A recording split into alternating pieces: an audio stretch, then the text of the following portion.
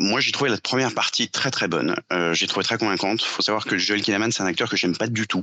Je le trouve pas charismatique du tout. Et en fait, dans tout le premier arc, dans toute la première partie du film, qui justement montre les bases et tout ce qui se passe, je le trouve extrêmement convaincant. Ça marche, on rentre dedans et moi je me dis ah super super. Et après, en fait, comment dire, sans spoiler le contenu, j'ai commencé à me faire un peu chier quand on a commencé à partir sur autre chose. Et à la fin, pour moi, on tombe carrément dans le nanardesque.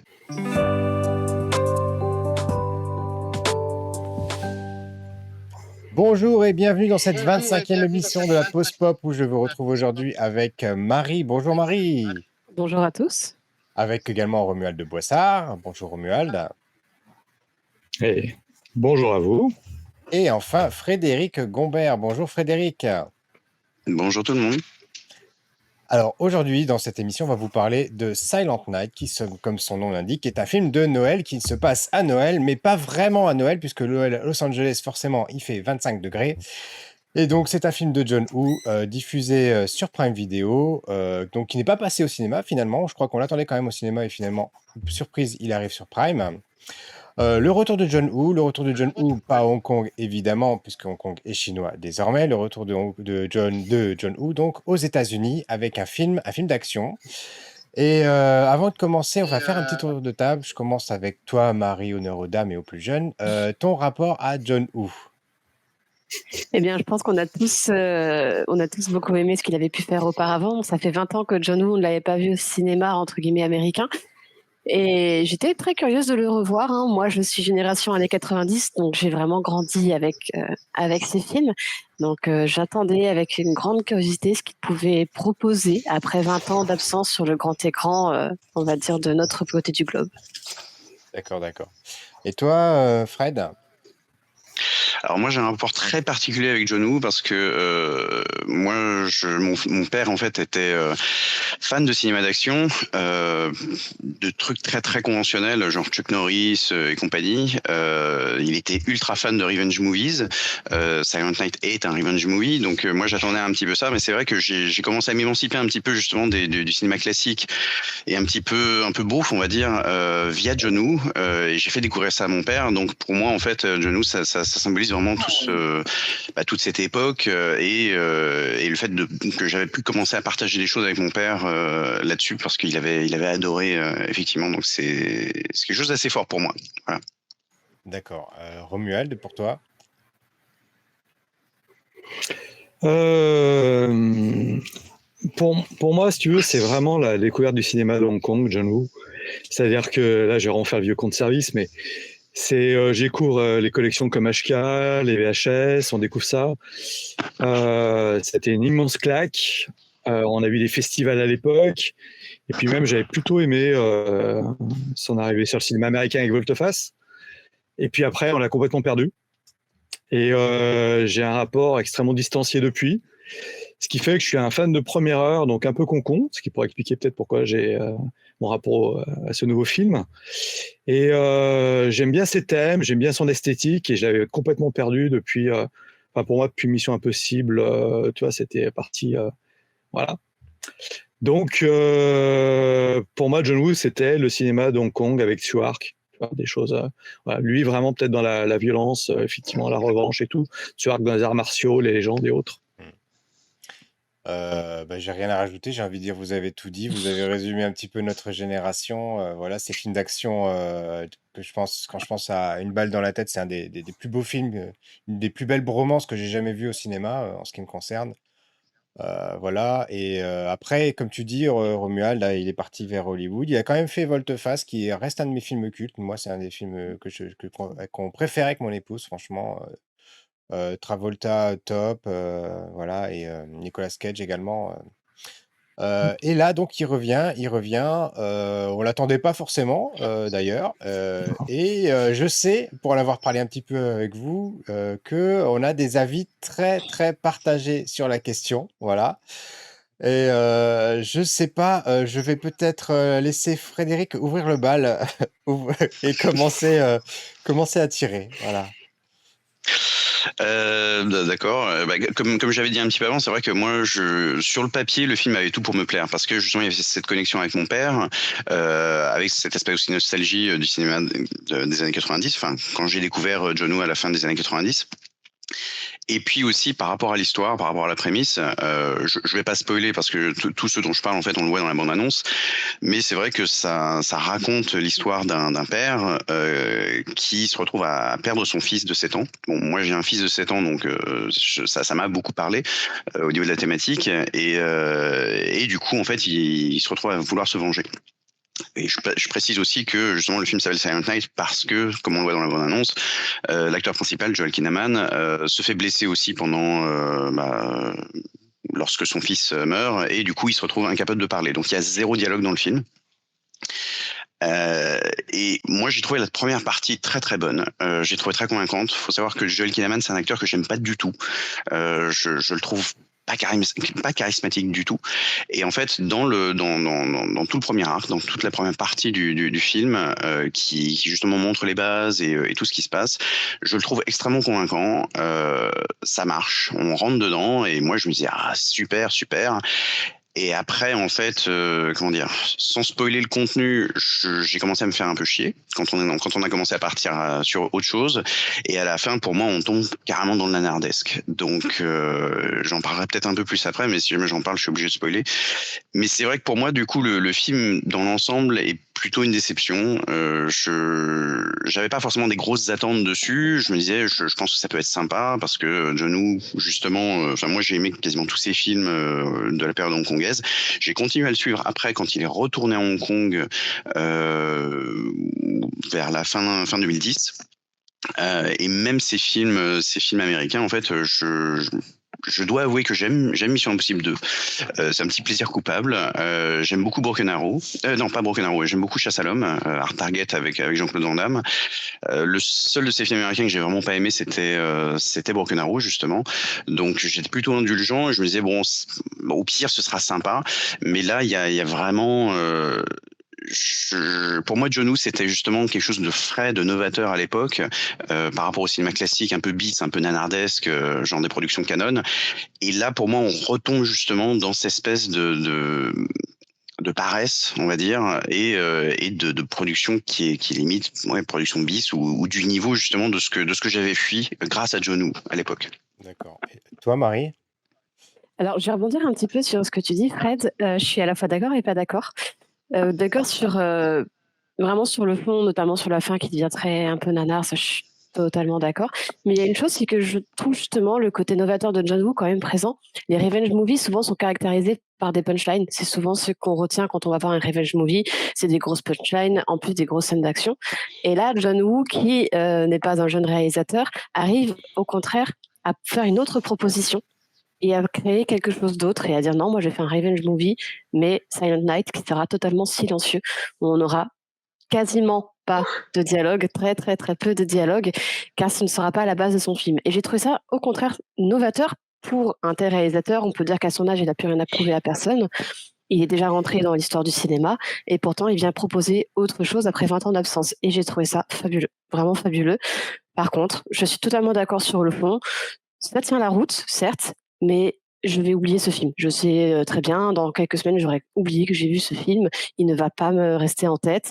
Et j'avais même presque un peu de peine à le finir. J'ai dû me forcer un peu pour le finir, parce qu'au bout d'un moment, vraiment, ça commence à tirer en longueur. Je vais laisser la parole en dernier à Romuald parce que je sais que lui, il va le défendre. Donc voilà, je passe avant lui. Je vous rejoins, et je rajouterai une chose, c'est que moi j'étais assez déçu. Bon, je vais pas rajouter ce que vous avez dit, je vais pas insister dessus. Sur l'ensemble, je suis assez d'accord. J'ai été déçu sur le fait que le film ne soit pas totalement silencieux, totalement pas dépourvu de dialogue finalement, parce que c'est le début pendant les 10-15 premières minutes où on n'entend personne parler, où il y a juste des hochements de tête et des choses comme ça. Et je me suis dit, c'est une proposition intéressante. En plus, voilà, le héros principal se fait toucher à la gorge, il peut pas parler. Il y a peut-être quelque chose à raconter, il y a peut-être quelque chose à vivre avec ça. Et finalement, non, au bout de 20 minutes, ça redevient un film d'action un peu plus classique. Alors effectivement, Les scènes sont quand même hyper bien foutues. La chorégraphie, moi, j'étais assez emballé, même jusqu'au bout. En revanche, pareil, la dernière partie, pour moi, ça traîne en longueur. Et puis, il y a des choses. Bah, là, on voit, là, dans la bande-annonce, on voit des ralentis, des choses comme ça. J'ai trouvé qu'à un moment donné, c'était un petit peu trop abusé. Le coup de l'entraînement qui dure et qui dure. Voilà. Et puis, c'est bon, j'en parlerai dans la partie spoiler, mais c'est pareil. Bah, voilà, il y a des choses qui m'ont assez agacé et qui étaient pour moi dissonantes par rapport à ce que John Woo sait nous proposer. Et voilà, ça m'a sorti du film un peu trop souvent. Et Romuald, à ton tour. Oui, non. Alors moi, j'avais une différence par rapport à vous. J'avais aucune idée de ce que j'allais voir. Je connaissais ni l'histoire ni rien, absolument rien. Donc déjà, moi, j'étais cueilli par l'histoire parce que je m'attendais pas du tout à ce que ça raconte ça. Donc je vois le film. Le début m'a surpris. Voilà. Moi, je vois pas la même chose que vous. Alors, on peut peut-être se mettre d'accord sur 2-3 points. C'est beau. C'est filmé. Tu parles des ralentis. Enfin, des ralentis comme ça fait extrêmement longtemps que j'en ai pas vu. C'est-à-dire que la caméra, les scènes d'action, enfin, j'ai regretté de ne pas l'avoir vu au cinéma, tu vois. Ça... Alors le problème, c'est que moi j'aime John Woo, j'ai l'impression de le retrouver. Là, je retrouve beaucoup de choses que j'avais pu avoir avant. Je trouve que le film, ce qui m'a plu, c'est que le fait qu'il soit silencieux, pour moi, c'est le fait d'un père qui n'arrive pas à exprimer sa tristesse. Et ça parle de l'incommunicabilité entre lui et sa femme. Donc, que le reste soit pas silencieux, ça me gêne pas, c'est que lui soit silencieux. C'est dans ce qu'il exprime. Et après, moi, ce que j'ai bien aimé, c'est le côté Punisher pour les nuls. C'est-à-dire qu'on a quelqu'un qui veut se venger, mais qui ne sait pas du tout comment y arriver. Et là, vous avez vu la longueur. Moi, je vois à quel point c'est difficile, finalement, de faire une vendetta. Comment tuer quelqu'un, c'est compliqué. Comment il l'apprend. Comment il merde. Comment c'est difficile. Il y a le rapport avec la police qui est intéressant. La fin, moi, des fois, c'est le côté un peu grand guignol que je trouve dans certains films de Hong Kong. Mais ça m'a touché dans le côté un petit peu...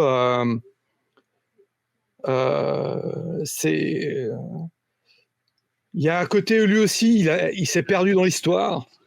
Et j'aime bien la conclusion de l'histoire par rapport à ça.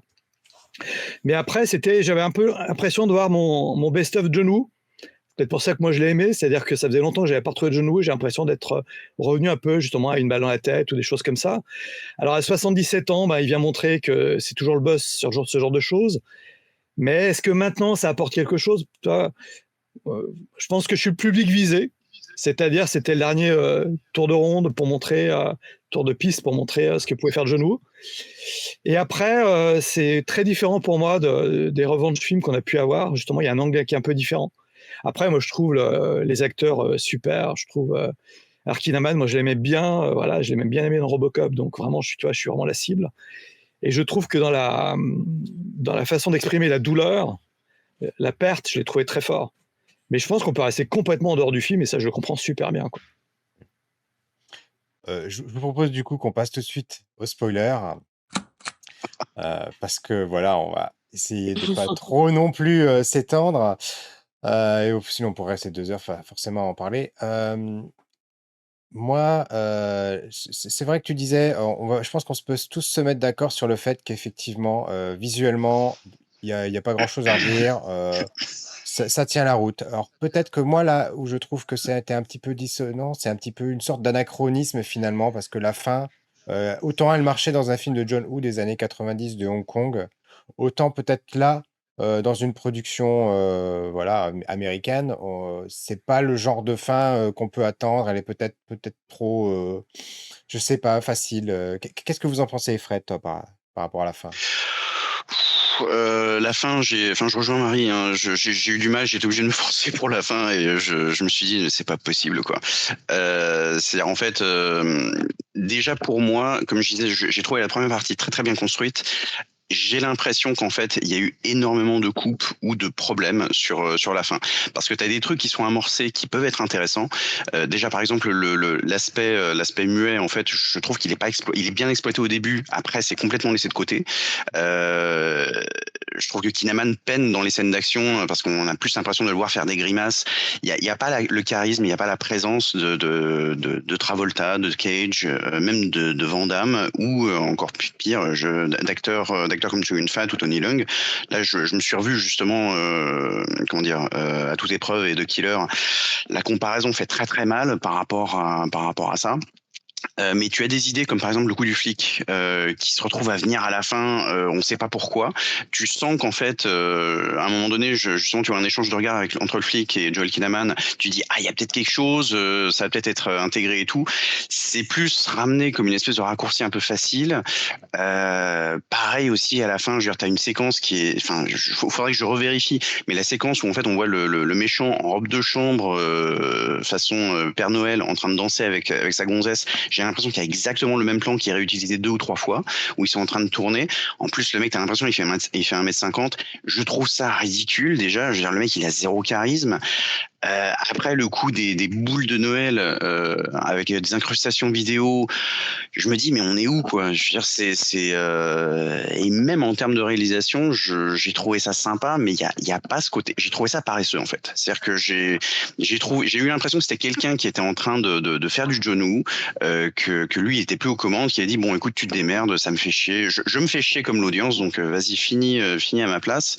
Et là je parle vraiment pour le dernier tiers, tu vois. Je me dis c'est pas possible qu'un mec qui a fait une balle dans la tête, qui a fait à toute épreuve, qui a fait Face Off, qu'il regarde le truc et il dise ouais si c'est bon, je suis fier de moi, je suis content. J'ai plus l'impression que c'est un truc qui a été fait à la fin en fait. Et je parle vraiment du dernier tiers parce que le premier tiers je l'ai adoré de ce film, mais le dernier tiers je me suis dit c'est pas possible en fait, il a fait ça pour le pognon ou c'est quelqu'un qui lui a dit vas-y tu veux pas m'aider machin etc. J'ai pas senti l'inspiration sur la fin sur le dernier tiers en fait. Marie, tu rejoins cette opinion? Alors, pas totalement, un peu quand même, mais je pense que j'ai un peu pu mesurer. Moi, il faut savoir que, de base, les films d'action et revenge movie, c'est pas ma came, mais vraiment pas. Je m'ennuie. Moi, un film où pendant 2 heures, ça se tape dessus, je vois pas l'intérêt, vraiment. Donc là, je me suis fait un peu violence, on va dire, pour le regarder au début et je suis vraiment rentrée dedans très vite. Donc là, je suis d'accord, le premier tiers m'a vraiment mis dedans et j'étais très curieuse de voir ce que ça pouvait donner. J'avais quand même un bon souvenir des films de John Woo. J'étais très curieuse de voir ce qu'il pouvait nous proposer. Et je pense qu'en fait, on finit par oublier presque que John Woo est à la réal. Ça, c'est vrai. Parce que ça tombe dans beaucoup de clichés. Une fois qu'on a cassé le fait que oui, on part sur un revenge movie silencieux, il n'y aura pas de punchline, il n'y aura pas tout ça. Ce côté innovant, et ben finalement, il est vite mis de côté pour retomber dans des clichés, dans quelque chose de très prévisible. Parce que le scénario se tient la route, hein, mais il n'est pas original. Il n'est absolument pas original. On tombe dans quelque chose qui est un peu quand même vu et revu. La fin, on la voit arriver depuis à peu près les 10 premières minutes du film. Je trouve que vraiment là-dessus, il n'y a aucune originalité et qu'il aurait pu y avoir un vrai effort de fait. Moi, ce que j'ai trouvé par contre intéressant, c'est presque plus les personnages secondaires. J'ai vite décroché du héros principal, aussi parce que je ne suis pas maman. Donc c'est vrai que moi, le rapport à la perte d'un enfant, je ne le vis pas pareil forcément que vous. Mais j'ai trouvé très intéressant les personnages secondaires, notamment la copine du gros méchant, finalement, qui je trouve est un personnage très intéressant et qui est presque mieux écrit que le personnage principal. On la fait pas vraiment parler non plus, hein, mais on la montre sous un autre jour et on peut interpréter plein de choses sur elle. Et j'ai trouvé ce personnage très intéressant. Et son rapport aussi à la police, qui, même s'il est assez prévisible, je trouve qu'il est bien tourné et relativement attachant quand même. Donc finalement, ces personnages secondaires m'ont permis de mieux apprécier la fin, qui de base, sans leur présence, j'aurais vraiment, vraiment eu du mal à rester sur un goût un peu amer. Et ces personnages-là m'ont permis de garder un esprit assez bien plus ouvert et bien plus léger pour cette fin, en tout cas, du film. Romuald, je te laisse un peu le mot de la fin, la Ouais, conclusion. en fait, moi je comprends où est le problème. C'est-à-dire que pour moi, l'intérêt du film, c'est qu'on peut se mettre à la place du personnage principal. Et je pense que cette volonté qu'il n'y ait pas de charisme du personnage en absolu, tu vois, à part sa tristesse, son inefficacité au combat, je pense que c'est voulu. Parce que l'intérêt, c'est que nous, Kidam, on peut se projeter là-dedans. Et on perd un enfant, on se venge. Et pour une fois, ce que j'ai aimé, c'est qu'on n'a pas un mec, quand il veut se venger, qui se retrouve expert en armes, à battre tout le monde. Là, il en prend plein la gueule. Et ce que j'ai aimé aussi, c'est qu'avec le flic, mais après, je suis d'accord, ça a sans doute été pas assez creusé, c'est le fait que la police explique qu'elle sait, mais elle peut rien faire. Et donc, à un moment, le flic, il passe un peu la main en disant « Vas-y, de toute façon, nous, on pourra rien faire, fais-le ». Et les méchants, justement, ils sont très méchants, et le charisme est là. C'est-à-dire qu'il y a un petit côté, justement, c'est le vrai méchant, il utilise la drogue, tout ça, pour contrôler son équipe. Et la demoiselle qui, justement, sous son contrôle, bah, elle est plus intéressante que lui. Mais finalement, elle est détruite par la drogue, tu vois. Et je trouve que moi, j'ai trouvé plus de sous-titres, de fond dans le film que ce que vous en avez ressenti, ce que je peux comprendre. Mais je trouve que c'était extrêmement facile de se projeter dans le personnage principal, alors qu'en général, tu peux pas te projeter parce que le mec, c'est un ancien marine qui a fait la guerre, qui vient et les bute tous. Sachant que moi, mon premier film au cinéma, tu vois, sans savoir ce que j'allais voir, je vais voir Piège de cristal. Bah, c'est l'inverse du Piège de cristal. Voilà, vous l'aurez compris, un film qui nous a profondément divisés, voilà, qui nous a donné des impressions assez divergentes, mais qui nous a en tout cas, enfin, qui nous fait vous inviter à revoir John Woo, revoir bah, ses films d'origine. J'en profite du coup pour faire un petit tour de table. Donc j'ai dit, moi, c'était Une balle dans la tête, mon préféré. Marie, toi, si tu avais un film à recommander de John Woo. Moi, je dirais Volte-Face parce que j'ai grandi avec, bien sûr, je suis années 90. D'accord. Romuald. Bah écoute, alors The Killer, parce que c'est le premier que j'ai vu, et que D'accord. j'ai vu, je ne sais, 30 fois, quoi. Frédéric. Pour moi, ce serait Toute épreuve que j'ai revu encore une fois hier, où il y a cette espèce de démesure et voilà, c'est mon film cœur, voilà, de John Woo. Très bien, très bien. Eh bien, écoutez, je vous remercie en tout cas d'avoir passé ce moment en notre compagnie. Et puis, bah, je vous dis tous les trois à très bientôt. Salut, salut! Bye bye. Salut à tous!